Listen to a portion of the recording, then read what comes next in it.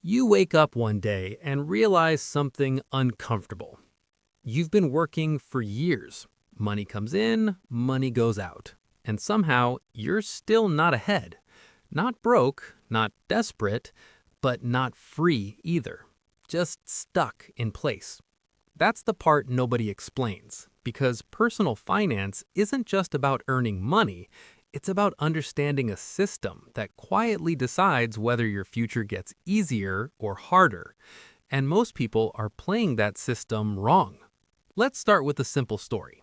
Two friends, same salary, same city, same age.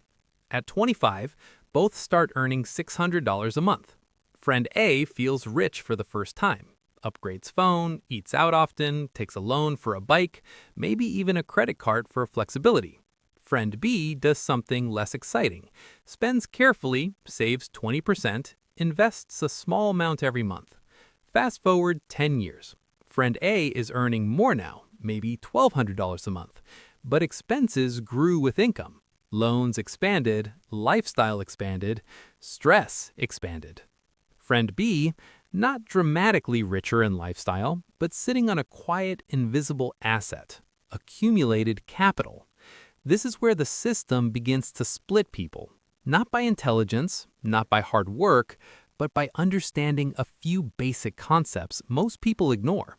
First concept, income is not wealth. Most people measure success by salary, but income is just a flow. It comes and it goes. Wealth is what stays. If you earn $1,200 and spend $1,100, you're not rich. You're just efficiently busy. What people think, higher salary means I'm financially secure. What it actually is, higher salary just gives you a bigger margin to make better or worse decisions. Second concept, net worth is the real scorecard. Almost nobody tracks it. Net worth equals what you own minus what you owe. If you own $12,000 in investments but have $10,000 in loans, you're worth $2,000, not $12,000. What people think, my assets define my wealth. What it actually is, your liabilities quietly cancel out your assets, and ignoring them doesn't make them disappear. Third concept, cash flow controls your life. This is the monthly reality, money coming in, money going out. Even high net worth people can feel broke if their cash flow is tight. What people think, as long as I have assets, I'm fine. What it actually is, if your monthly obligations are heavy, you lose flexibility, and flexibility is a form of freedom. Fourth concept, budgeting is not restriction, it's awareness.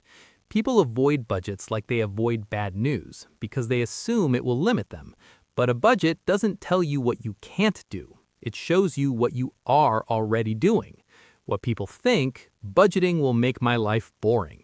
What it actually is, not budgeting makes your future unpredictable. Fifth concept, emergency funds are not optional. Life doesn't ask for permission.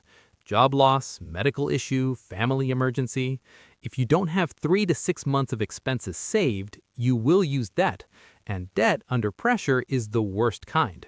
What people think, I'll manage if something happens. What it actually is, you'll manage but at a cost that compounds later. Sixth concept, saving is not enough. If inflation is 6% and your money grows at 3%, you're losing.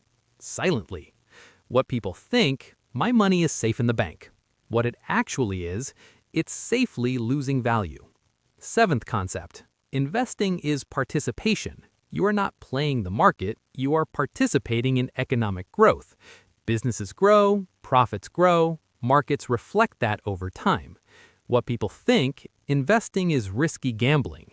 What it actually is, not investing is a guaranteed slow loss. Eighth concept, risk is misunderstood. People think risk means losing money, but real risk is not reaching your goals.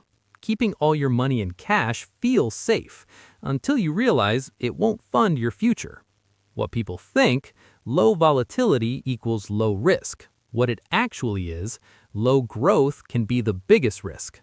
Ninth concept, diversification is boring and powerful. Don't rely on one asset, not one stock, not one idea.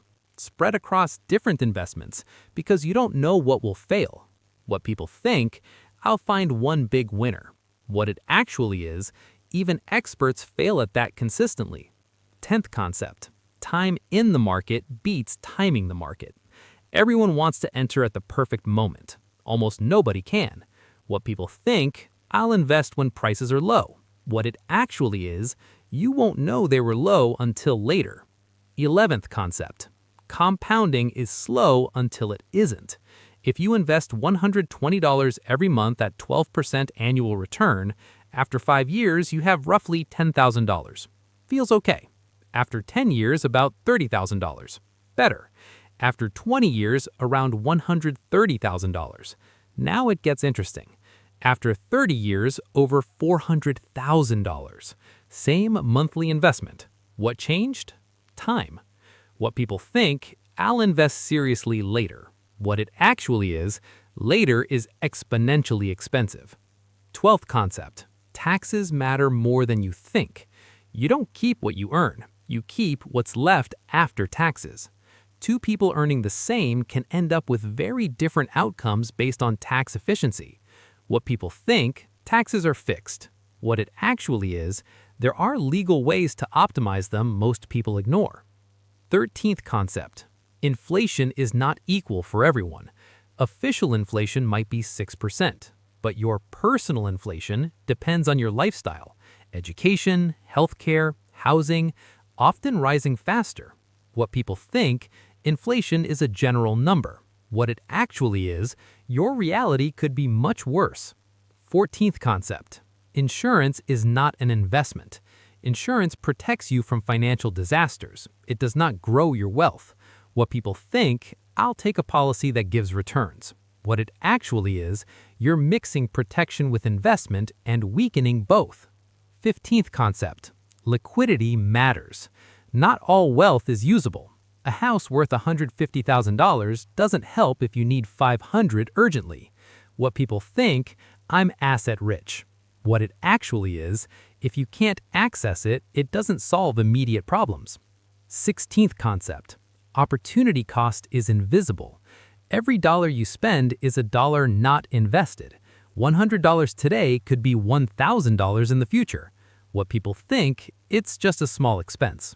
What it actually is, repeated small expenses become large missed opportunities.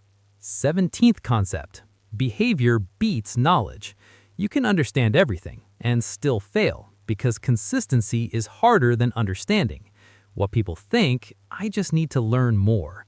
What it actually is, you need to act repeatedly without getting distracted.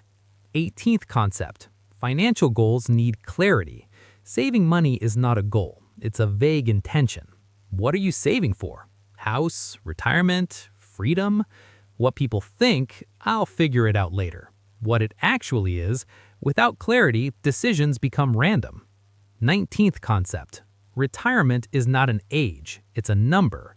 You don't retire at 60, you retire when your investments can fund your expenses. What people think, I'll work until retirement age. What it actually is, you're working until your money can replace your income. 20th concept, the system rewards ownership. Employees earn, owners earn and build assets. This doesn't mean quit your job, it means gradually shift from only earning to owning. What people think, my salary will make me rich. What it actually is, ownership is what creates long-term wealth. Now, pause, because when you look at all of this together, a pattern appears.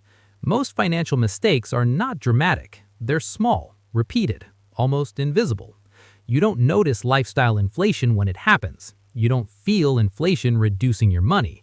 You don't see compounding in the early years. You don't realize opportunity cost in daily spending.